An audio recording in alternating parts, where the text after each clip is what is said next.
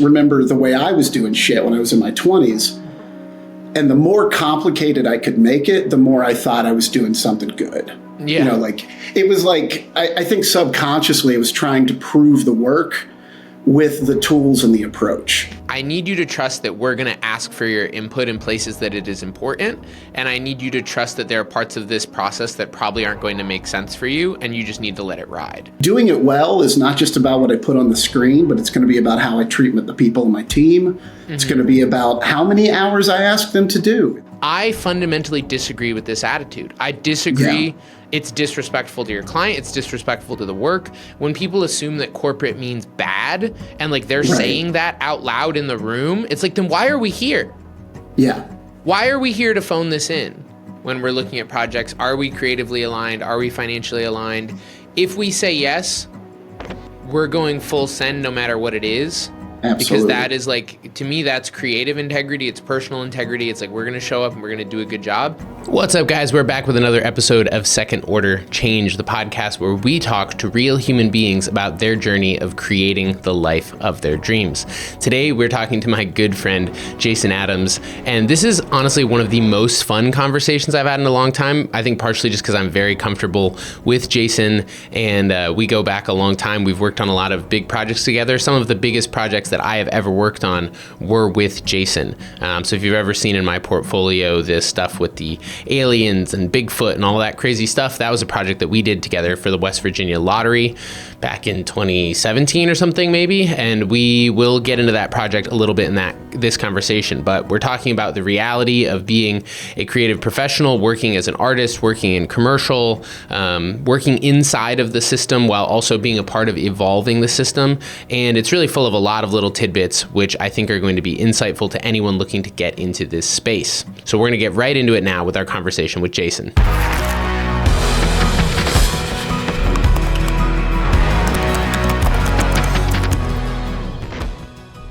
Something that we have talked about a lot, something that I've always shared an affinity with you for, is like the nature of production bloat.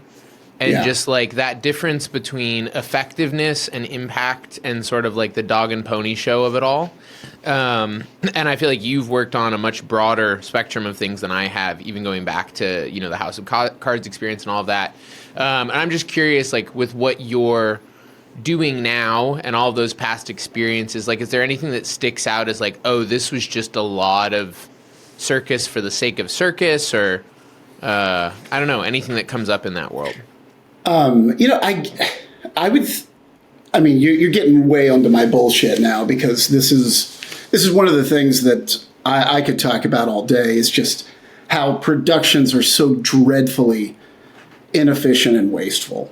And we spend a lot of time, and I mean, it's especially like in commercial production and some of this bigger shit, it's necessary, but we spend a lot of time playing host to people that are kind of tertiarily connected to the project or the thing, and you know, those are people that are paying for it. So I'm not suggesting that this has no merit at all, but does a lot of the stuff we do on set bring like a marked difference to the things that we're doing? I have found most of the time it does not. Mm-hmm. I've never worked on a set that couldn't have been smaller than it was in my entire career.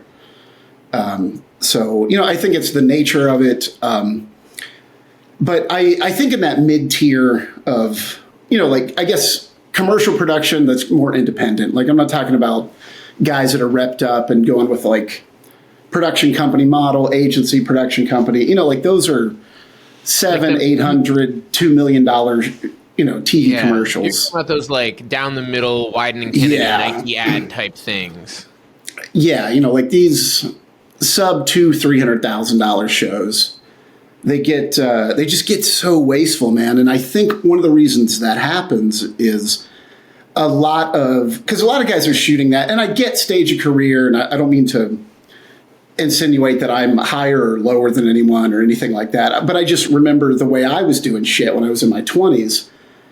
And the more complicated I could make it, the more I thought I was doing something good. Yeah. You know, like, it was like, I think subconsciously it was trying to prove the work with the tools and the approach. Right. You know, well, it's and like, a lot wow. of that is built into the business model that I think a lot of us catch, right? Where it's like your budget is directly associated with line items, and then your margin is a function of budget. And so it's like the thing we're incentivized to do is to make it as complicated as possible to justify its value. And in that attempt to move from me, a dude with a camera, working at my church, doing music stuff, whatever, to quote unquote becoming real, it's like, well, it would be more real if we had more bodies, if we had more gear, if we had more trucks. And that's the thing that seems like it would legitimize it. And so in the search of legitimacy, this bloat thing ends up happening. And to your point, it's like some of that, yes, there's a lot that, like, we couldn't have done Lotto with just you and me and had it be the same thing. And like, you need a lot more infrastructure there. But also, you know, when you have, I don't know, salmon taco trucks or whatever. And, you know, John Bregel, I think, talked when we did the podcast, and he was talking about like showing up to set and there's like 7 box trucks. And he's like, this is a shot that I wanted just me and a guy with a beadboard, and we've just got so much stuff to the point that it's ruining the integrity of the thing too, right? You know, like that whole problem where the insurance ends up actually encroaching upon the creative integrity of what you're doing. Yeah. No, this is something I've seen over and over again, even down to like where I've had to argue with gaffers. They're like, oh, we're going to send the 5-ton. And I was like, I only ordered a 2. And they're like, no, it's same day rate as the 2. And I said, don't send the 5. Like, do you know how much time it takes to unload a 5? Right. Compared to a 2? You know what I mean? Like, it's these little things that sometimes really get in the way of the show. You know, like I try to run, I'm putting up a show here next week, and, you know, like 3 days of principal, 6-man team, mostly interviews, like pretty down the middle kind of stuff. And I got a new guy coming on to the team that I've not met before. And I was having a conversation with him. And I said, man, at this stage in my career, 6 is the goal, 8 is standard, 10 is overtime, and 12 is non-fucking negotiable. Mm-hmm. I just won't do them. I don't do them anymore. And you're talking about hours in a day. Yeah, hours in a day. You know, like so many times, like, you know, a film 10 is so often like the standard. And I get it, you know, like I get where 10 is small market standard. 10 is not, my experience if you go to New York and LA is it's everyone's not going on narrative 12s standard. and 14s. Absolutely. Like, you say 10 and they're like, oh, the producer gets a little queasy, and it's like, I don't know, man. I've always grown up in that like 10 is standard world outside of big markets. And I'm inclined to agree that most days, exactly to your point, it's like eight's a good goal, 6 is probably doable. And like the minute you tip past 10, the net effectiveness goes down so far. It's like all of the research, there's so much research even on how like what is it? I want to say that it's like when they reduced from 5 to 4 work days a week, net productivity went up. And we have this illusion that just like extending time is somehow beneficial. But I mean, I've been on sets. I remember one in particular. I was out in Ohio and we ran this crazy 2-day thing where it was like there wasn't a budget for travel days. So I like wake up, hop on a plane at 3:30, 4 in the morning, whatever it is, to go fly out to Columbus. I land. As I'm landing, I'm getting texts from the rest of the production who's in Chicago that their flight got delayed. So now I'm going pick up the rental car, pick up rental gear, go pick up Crafty and stuff, check into the hotel, come back, get them. We go hit the location for probably like after lunch. It's like we're there at 1 or something. But then we basically shoot through probably to midnight-ish or like 1 in the morning. And like we hit a point where we were just trying to get B-roll. It was this piece on human trafficking. And I just remember the director looking at me and me being like, I will do anything you tell me to do explicitly. I have nothing to add at this point. Like I have no creative opinion left. And then we got up the next day, shot from like 7 to 4, got on a plane, flew home. And so it was like back to back, just like 20-hour days. And it's like, it's not good work. It's not a good experience. Like there's nothing good that comes out of that. I mean, we technically fulfilled on the brief, I guess, but it's like, I don't know. I find that whole really long day thing and how often really long days are taken for granted and just assumed to be a little brutal. Yeah. It's, you know, I feel like in a lot of things, there's almost like, And I think this happens with a lot of younger filmmakers. I mean, hell, even younger musicians, anybody in the arts, that we kind of pride ourselves for doing it the hardest way possible as like a sacrifice to the art. You know, so like this kind of like, yeah, man, we stayed up all night and made that, you know, made that thing. It's like, well, man, I'm trying to have a career here, not just a project. You know, like I'm not interested in that kind of shit anymore. Right. You know, and it's maybe that's just my age, and maybe, you know, like, you know, anybody my age is just a little bit tired of it in a, you know, delightful way. Like, yeah. I still can't believe we get to do this. Like, Yeah. This job's not real. Like, I've been playing pretend for 20 years, and just so very grateful that I still get to do it. But the older I get, doing it well is not just about what I put on the screen, but it's going to be about how I treat the people in my team. It's going to be about how many hours I ask them to do. It's going to be, you know, like I've just found that, like, God, even especially when like client is on set, if you have somebody from outside the movie world, you're only going to have 4.5 hours of their attention, you know, on the day. So like, just little things like all of my client agency rep all of those call times are always like 20 minutes after I'm camera up. Right. Like I try to limit their time on the set. And if we're doing a big change or some kind of company move or something, I'll sometimes send them away. Like, hey, go take a 3-hour lunch. Like, we're not going to be camera up until after this company move anyway. Like, so I've gotten real intentional about managing not just the time of the people that make the movie, but managing the time of the people that kind of supervise and advise the movie. Right. Well, okay, so you just brought up two things in that I feel like are both really important to unpack a little bit. One is the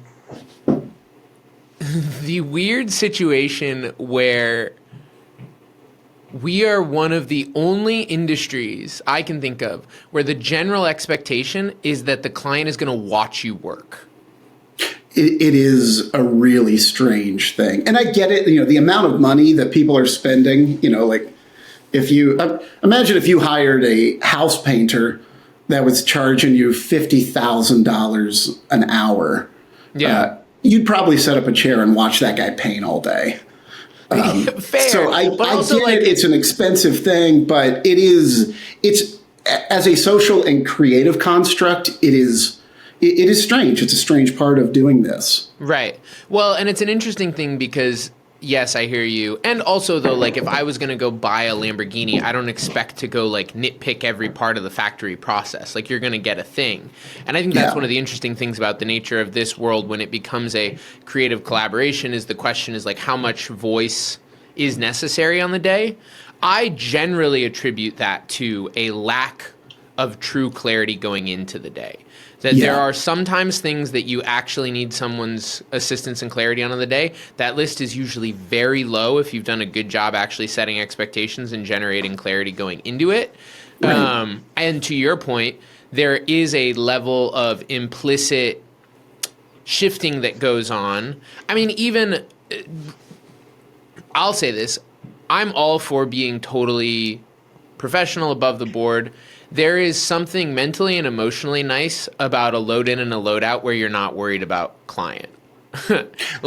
Just the ability to like be a little silly and joke while you're setting stuff up. Like I always find there's something about the experience of a set day that I'm so mentally dialed that whole time that the minute that we call wrap, there's like, I get giddy. Like I start laughing and making jokes because there's just something about that like deparentification, lack of responsibility that you've been like so in it for the last 10 hours. Right. And so to your point, it's like, I've done the same thing where it's like, we try to have clients there as necessary for what's necessary, have people who are actual decision makers, generate as much clarity as possible going into it so that these things are not questions. And if they are questions, they're questions that we're already aligned on. Because even like it reminds me of, I was working on a bank campaign a few years ago up in Maine and we're filming something and someone from the agency goes, or someone from the client, there was a different client person that day, which is its whole own problem. Having a different client representative every day of a shoot is a bad idea. But like they came in and they were like, oh, is this a little dark? And thankfully, the agency guy was like, actually, like, here's part of the vision for the creative, and it's naturalistic, and so it's not going to be super lit and whatever. And they were like, oh yeah, great. And it's like, okay, that doesn't have to be a problem, but again, there's like shared clarity there on what we're doing. And even Absolutely. this last J&J thing we did, it was not dissimilar. We get monitor up, and the client was like, is it a little dark? And I was like, it is a little dark if you're comparing it to midline pharma stuff. And they go, oh, Right. then it's perfect, because we don't want to be down the middle pharma stuff. And now they were on Right. board. Yeah. But yeah, there's so much of that thing that goes on, the client management thing, the client dynamics. And then I think the thing that I try to say in a way that's like compassionate and understanding, but also firm, is like, I need you to trust that we're going to ask for your input in places that it is important. And I need you to trust that there are parts of this process that probably aren't going to make sense for you. And you just need to let it ride. And you need to trust our decision here. It's like, It's like if you hired someone to like seamstress your wedding dress, and then you watched them like pull out the scissors, and you were like, oh, I don't know about that. It's like, this is just what we're doing. Give me 5 minutes and it's going to be fine. Yeah. But I feel like it also connects to the thing that you were sort of saying about hours, which is, I feel like the base business structure of how most of it works, a lot of people are pitched on the idea that they're buying a day, Right. and that is the base unit of measure. And then in the interest of maximizing your money, the natural inclination is to focus on expanding that day or fitting as much as possible into that day. Yeah. And so then days get stretched. Everything becomes oriented around this day model because it's the fundamental mathematical financial the measure unit we're of using. measure. Right. Like, But it's a day. largely irrelevant. It's like it is relevant to a point, but it is not, when you lose sight of what the actual mission is and what the actual creative imperative is and what your actual values are and what your actual constraints are, like, the day is not the fundamental building block of an actual successful production, despite it being the fundamental financial building block of a lot of productions. Absolutely. And I don't even break down my quotes by day either, for the client. Like, I guess at this point in my career, I don't get a lot of, because I'm 20 years in now. I don't get a lot of like people saying like, oh, well, hey, if we, because I've gotten this pushback before, again, not so much in the past 10 years, but someone will be like, hey, if we cut out a day, like, how much can we save? And I was like, if you make me do a 5 and a 4, I'm going to charge you 30% more. Right.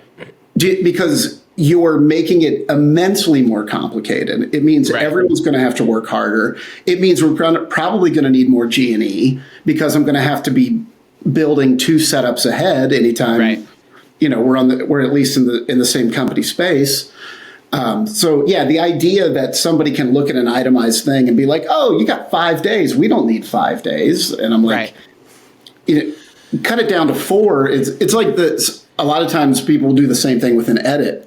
They'll be like, ooh, how much, like, let's get a 30-second cut down of this. I was like, do you know how much edit time it takes to artfully cut down a 6-minute piece to 30 seconds? Right. Like, that's actually significantly more editing many times than it took to get to the 6 minutes because you're leaving absolutely nothing left on the bone there. It's like if you like went to a wedding cake maker and saw this big, beautiful cake and you were like, I want that cake, but half as big. And it's like, well, we have to totally disassemble this cake and build a new cake that's half as big. That's actually not less work than this cake. That's actually more work than this cake. And I think that's one of the other interesting things is that, like, to me, like, what you're touching on in that is the grand calculus game that we're all playing with production, right? Where you're trying to figure out schedules and locations and crew and gear and what's going to make us go faster having more and what's going to make us go slower having more and what's actually important here. And that you're trying to balance that whole equation, which is a somewhat complex, not necessarily complicated, but a complex equation. And that when people come in from like a cost management perspective, it's like cost management does not actually generate more efficiency. It does not generate more effectiveness. It generates cost cutting, and cost cutting often makes someone's job harder, makes their day longer, pushes us into overtime, doesn't give us the things we need, ends up with frames that we're not happy with. Like, you could save $200, but I think that's part of where, like, it's so easy to cut off your nose to spite your face and that stuff, where it's like, oh, well, what if we got rid of a day? But then on the other side, I've been on shoots where I'm like, there's no good reason for this to be 2 days. Like, this needs to just, like, this whole thing needs to get tightened up 100%. I did a fashion campaign a few years ago that was like that. We were shooting all these models, and it was mostly like social content, like 15s and 30s, lots of just models being models with shoes and bags and stuff. And I think the original schedule, I forget if it was a second day. I want to say that it was like just a bunch of overtime was sort of built into it. And I went to the producer and I was like, hey, can we just like talk about this for a minute? And basically, like, the main shift that we made was they had originally set it up as, like, we do a model and we do, like, their 3 or 4 looks, and then we have, like, a 15-minute break, and then we do, like, the next model, and we keep doing that. Right. And I was like, look, I'm going to be on an easy rig. Let's just fucking go. Yeah. And the minute one model is done in an outfit, send them to hair and makeup and bounce the next model to me. Because for what we're actually shooting for 30s, if I get 4 minutes in this space with these models, we're going to have enough for everything. And so, like, we don't need half an hour. We don't need to stagger all of this. You just need to let us go. Yeah. And, like, this is not rocket science. Another similar but different thing, we were on this Delta Dental campaign, and most of the studio footage was just, like, mouth expressions. It was, like, macro, you know, smiling, popping bubble gum, whatever. I saw some of your BTS from that. That looked fun. It was super fun. My one pet peeve with that project was we took like a 10-hour day to shoot mouths. And it's just like my director brain personally is like, you need one great version of each of these expressions. Yeah. And as you're killing expressions, you don't need to ask everyone to do them again. Like, we don't need to spend 10 minutes with every person's mouth for this, because it's a nightmare for the editor. It's a nightmare for the post budget and all the time that's going to go into that. It's not necessarily making anything any better. It's not making the model's experience better. Like, and so that's always this funny thing. It's just, it's an interesting razor's edge to dance on, I feel like, that I feel myself in a lot, where it's like, when does this need to expand? And when does this actually need to contract for the sake of the effectiveness and integrity of what it is? Absolutely. It's, you know, I've really gotten to the point now too where I don't really bid on shit anymore. You know, like I pretty much let people name their price. You know, not because we're just, you know, not because our rates are all made up or whatever, but just, I always tell them, like, because there's nothing worse than, here's the brief, send us a budget. And then somehow after there, we start negotiations about, like, well, damn it, if you only had $50,000, like, let me build you a movie that fits in a $50,000 box, that still, like, hits all of your goals in your brief. Like, there's a way to do that. Like, there's a way to do it at $500,000, and there, I mean, there's usually a way to do it for $5,000. You know, like. So I'm much more interested in crafting solutions that fit than trying to, like, cram something into, like, my process. Right. You know, like, nothing makes me cringe more, and sorry if you all have this shit on your websites, but, you know, like, the long, lengthy, like, our process where people are breaking down, like, I'm not interested in, like, asking people to fit into my process, you know, like, or trying to squeeze some project. Like, my process will be defined when I see the creative brief. Right. You know, like, it's not just this thing that we do at the production company where we, oh, this is this and this is this, so it costs this. And, like, you know what, man, it'd be like any movie. Like, I can't tell you the budget till I read your script.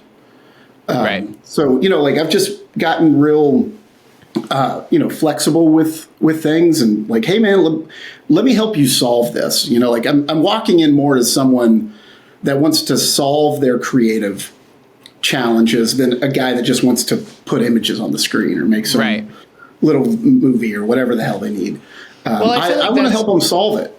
Right. I feel like that's one of the things that's interesting about like where you and I have ended up is that we're in this kind of like enigmatic, not totally defined space compared to a lot of people where it's like, say that your thing is like, oh, we do like talking head videos for dentists and we have like our 3-person team. It's like you can kind of just go like, here's what it costs and here's what it is, right? Like we have a product, we have a target clientele, we have margin, hard costs, all that fun stuff. But like the blessing and the curse of I feel like the work that both of us do is that it's like we are people who get called with calculus problems that are like we have an audience, whether that's an internal or external audience. We have a message which may or may not be clearly defined. We have some semblance of value which may or may not be clear at this point, and we need help organizing all of that to create some sort of a creative strategy, brief, and alignment. And then we need to turn that into the calculus problem that is how do you go about producing that in a way that is highly effective inside the constraints of our current budget or scope. Right. And that like we're really good at playing that calculus game, but it is a game that sort of requires some semblance of fixed variables. And so it's like, okay, if your scope is unlimited, then like let's focus on creative. If your scope is limited, then we have to sort of back end creative into scope. And like that's one of the big things I've felt in the last few years and sort of how we have shifted our process is the value of having a upfront container basically to go through some of this like discovery and diagnostic stuff with clients, because I've been involved in too many projects where it's like someone came in and sold something before anyone knew anything, you know? Right. And then they're like, okay, well now we're going to figure it out. I was on a political thing that was kind of like this, where like I got brought in, and the initial brief was like, we want to do like a office talking head interview B-roll kind of thing for this nonprofit. Okay. And I was like, okay, help me understand what you guys do. And it very quickly became apparent that that was not what they needed at all. Like, it was just like, this is not for who you're talking to, what you're trying to do. You do not need that. You need people to understand your mission and vision, not like the internal who's who of your organization. Right. And so, you know, that's where I was like, okay, so just before we go further down this road, like, you know, there's this sort of dance with scope and creative and like making sure that things are aligned. And they're like, oh, well, let's just figure out what the best thing to do is, and then we'll figure out the money side. And so long story short, we go through probably 3 months of iterations. And we come down to this like scripted direct address sort of piece. Involves traveling all over the country. And it ended up being a really cool piece, but I just remember where they were like, yeah, we love this. And then I was like, okay, well, just to be clear, we can't go to 4 states for 10 grand. Like that doesn't, we could have done a day in your office for 10 grand, but we can't do this. And then they were sort of like, okay, well, I guess we got to go figure out how to shake the money tree. And it's like, well, that's like, that's just part of how this goes, you know? And so that's part of where we've been shifting to go like, if you don't know your budget, that's fine. Let's go through the discovery process of what we're saying, how important it is, and what would actually be necessary to do it. And just go through basically like rough blueprints and sort of budget allocation. And we can give you tiers. To your point, it's like, here's the $5,000 version, here's the $10,000 version, here's the $90,000 version, whatever.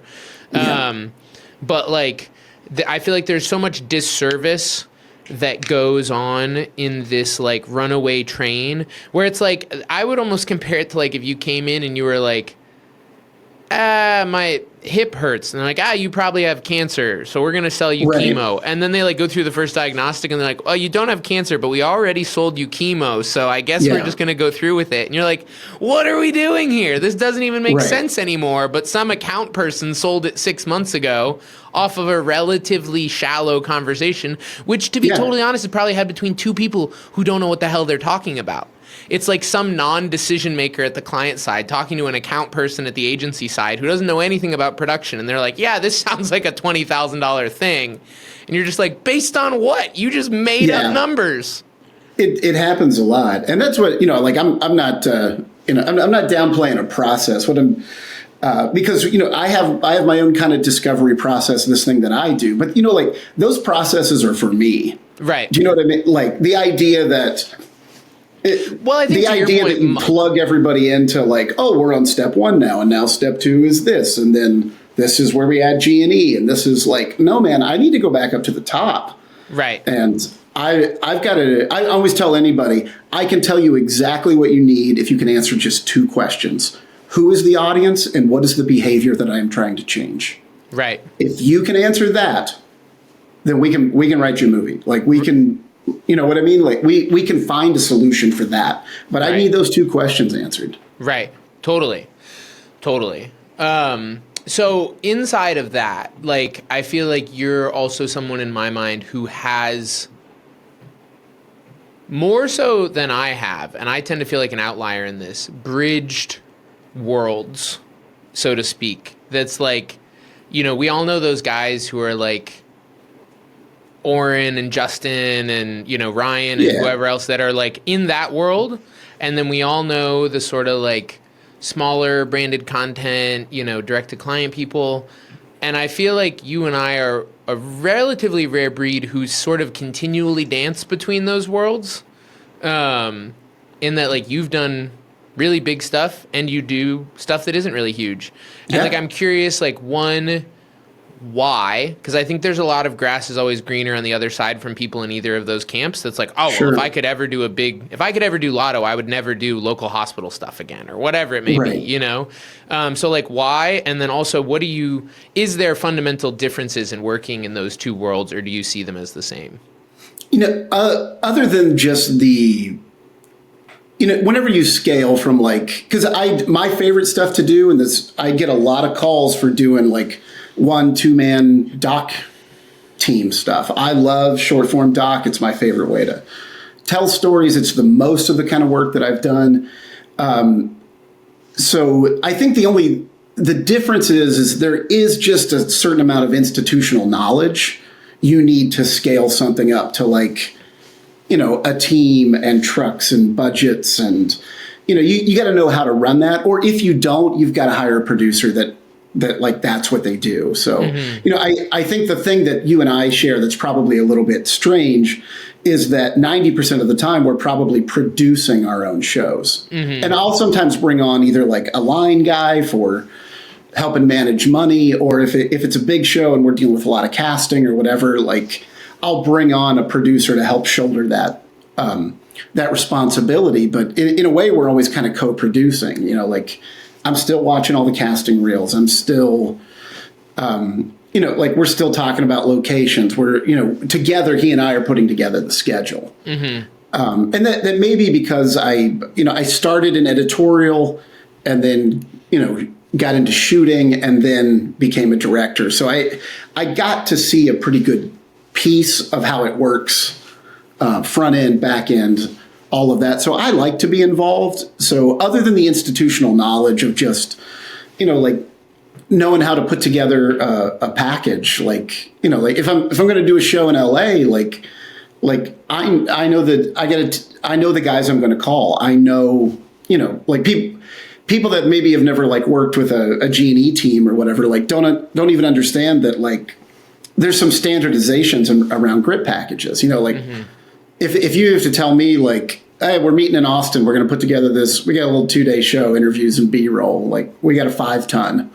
And I'm like, okay, 1 or 2 camera, you know what I'm like, there's just a certain knowledge of guys that have done a little bit of production. So other than, you know, like, one-man band stuff and stuff that's a little bit bigger or even a lot bigger, it's really just the institutional knowledge of knowing kind of how this business works and how the departments, you know, fan out. And right. But I just get real involved as a producer. Right. That's interesting, because that's something that I have not directly attributed it to in myself before, but where it's like, you have,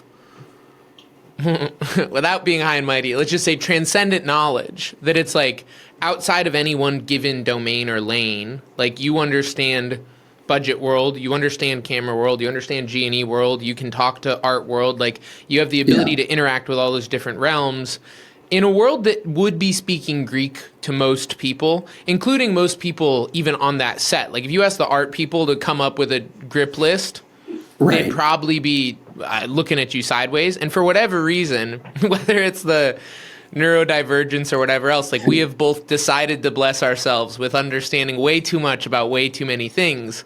I get curious in myself, if I'm being totally honest, and I'm curious with you as an older, wiser man. Is that a fun, and this may be a false dichotomy, I'll say that right up front, but like, is it a skill or is it a control adaptation to lack of resources?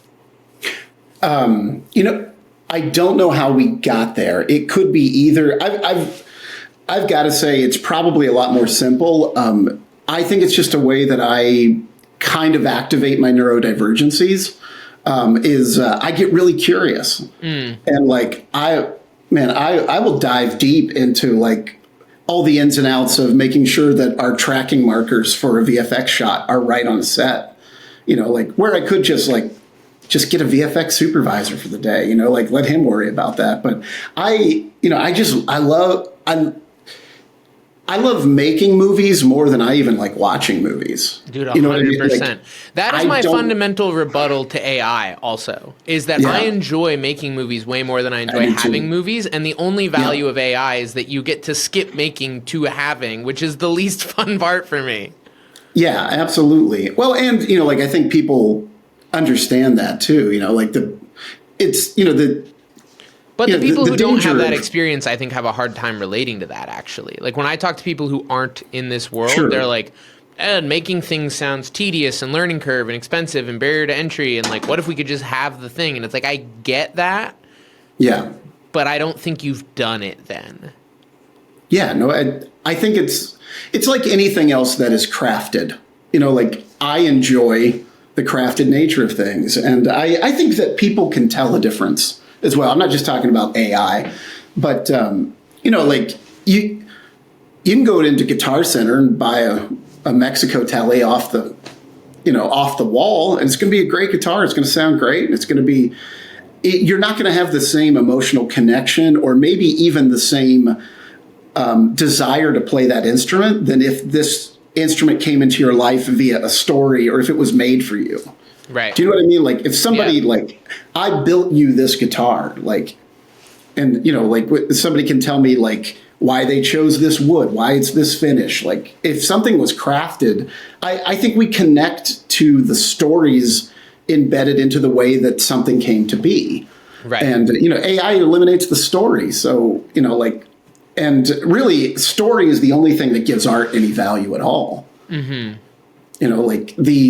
Like when you walk into an art gallery, the reason that that's art and just not you spend a lot of time in New York. There are dudes selling spray paint shit that they made like outside the Whitney because they know, a lot of people that like art are probably coming in here.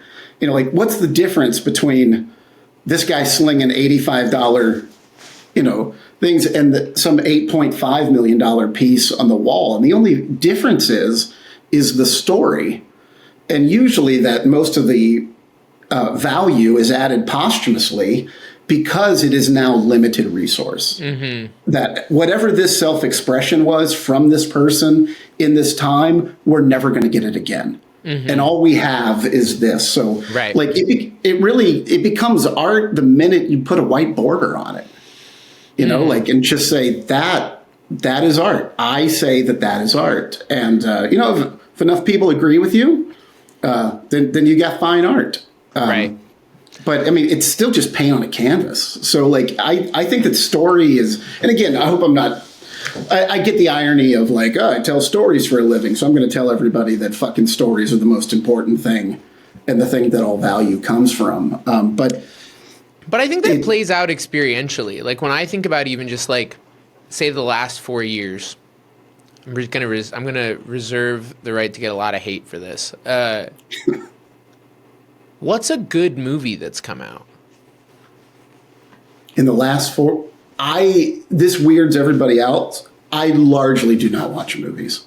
I don't either, to be fair. But like, there are movies that I know are like theoretically good, like Oppenheimer, and maybe, and again, like I'm open to the idea that's like maybe I'm just not the target demo for some of this. But like when I think about even just like the cultural impact, when you look at the top 10 all-time grossing movies list, and the cultural impact of those things, none of them are that recent. And It's like true. this new era of sort of like Netflix turn and burn filmmaking, like it does numbers, but I couldn't tell you the name of any of those movies from last year. And maybe there's some kid out there who's having like core memories with Red Notice or whatever it's called, but like I feel like there's a certain degree of craft attention and care which has been abdicated and which is felt. Like even I was talking to my brother today and he was talking about how he's just like, one, I'm skeptical of anything I see on the internet at this point, and two, like it just doesn't feel good. Like I remember there were ads when I was a kid, but they felt different and like they felt exciting and they felt engaging and they felt like they were telling stories. And like there's something about so much of what's in the water right now that just does feel kind of icky and shortcutty, and just like, how do we, to me, it feels very instrumentalized. Like, how do we get the juice out of the orange doing as little work as possible? Right. And it's like the uncomfortable, blunt reality of that is the audience is the orange. They're willing to be juiced if you at least juice them well. Yeah. You know, it's like, oh, absolutely. It's like a weird form of, man, I'm just walking into all the hot topics, but it's like a weird form of sexual abuse, that it's like just the objectification of a person for the outcome, right? That it's like, I don't care about your experience. I don't care about how you're experiencing this. I don't care about how you feel about it. I just care in the functional outcome that is generated, and your job is to facilitate that. And that fundamental energy, that attitude, that dynamic, whatever that thing is one of the things that I personally just have a really hard time allowing into my creative process, because I do care about the audience. I do respect the audience. Like I'm aware of their experience, and like, yes, I'm aware that we are often telling stories that point in a direction. But like even the idea that, to me, something that's important is that those directions be fundamentally aligned and mutually beneficial is something that I feel like we've largely given up on. And it feels like an abdication of craft again. That it's like there is a value in guilds and unions and all these things and how they uphold the standard and the integrity of the craft. Yeah. And there, I feel like we're very quickly seeing the problem in some ways of abject freedom without responsibility or integrity. And that it's like, well, yeah, I mean, I guess you can just do anything. Like you can just go be like, hey, buy my paste and it'll cure all your diseases. It's $5 on TikTok. But like, is that what you want to do? Is that meaningful? And I feel like that's one of the other things that I come back to, just as I even like look towards the future, is like, what does feel like meaningful work? Because I feel like a large number of us have defaulted to like whatever is most accessible, whatever is. I was talking to a buddy 2 days ago about this, where he's like going through a little bit of a career existential crisis. And he was sort of like, things have been slow. And I've just been like looking at other artistic outputs like Arcane, and like just amazed at that process and that team and the output of that. And it's like, the thing that comes up for me is, then go after that. Because those people all showed up for a job. Like those people aren't all Steven Spielbergs or anything. But like, let's revalidate the aspirational sense of like, there are bigger, better, cool things out there that you can go be a part of, that you're attached to. And I feel like that's one of the big things in my mind that has shifted culturally between like when I started in filmmaking and where it's at now. Because like when I got into it, it was like the aspiration was big sets, robot arms, like make cool stuff. And I feel like now it's like the aspiration largely seems to be generate tips using your Sony camera in the comfort of your own home for the sake of online attention. And like, I mean, if that's what gets you out of bed, then by all means. But like, I have a hard time getting out of bed for that. And so the question I keep coming back to is like, what is the work that I actually want to get out of bed to make? Not just like, what's the easiest place to go squeeze a little money out of people. And honestly, the way that I see a lot of agencies and production companies talk about their clients is crazy to me too. Like the number of phone calls that I've gotten from agencies being like, hey, we've got this thing. thankfully it's industrial, so, and like we don't even have to try because like their old stuff is so bad. And I'm just Right. like, I fundamentally disagree with this attitude. I disagree. Yeah. It's disrespectful to your client. It's disrespectful to the work. When people assume that corporate means bad and like they're saying that out loud in the room, it's like, then why are we here? Yeah. Why are we here to phone this in? Right. It drives me crazy. Yeah. And it's like, I can't imagine if I was the client in that situation ever heard that. Like, it's crazy. But I was on a set, this was probably 2 summers ago. I was in Texas, shooting at a steel plant. And our gaffer, we had wrapped, we were eating with the steel people. And, you know, they were doing the classic, like, so do you guys all work for a company? And we were like, yeah, no, whatever. And the gaffer started talking and he was like, yeah, no.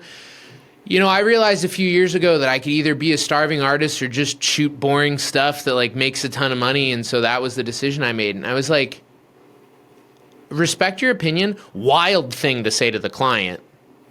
Wild thing to say to the person in the room that you're like, I could have had fun, but I chose to do boring stuff that I get overpaid for. Like, what?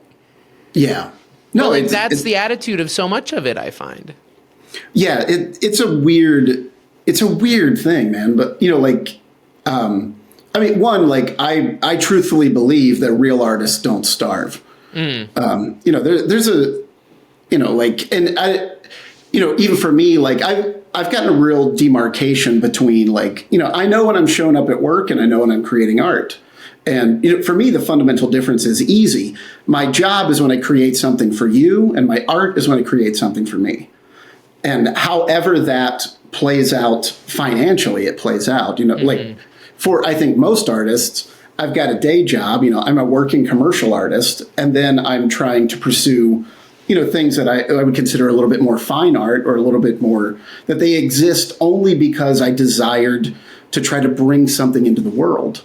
And to me, like, that is really art. And I think that there can be, you know, like, you can get over into that cynical side of this where you're like, oh, I'm not going to be a starving artist. I'm just going to be a disgruntled grip, you know, or a gaffer. And like, well, you could fucking do both.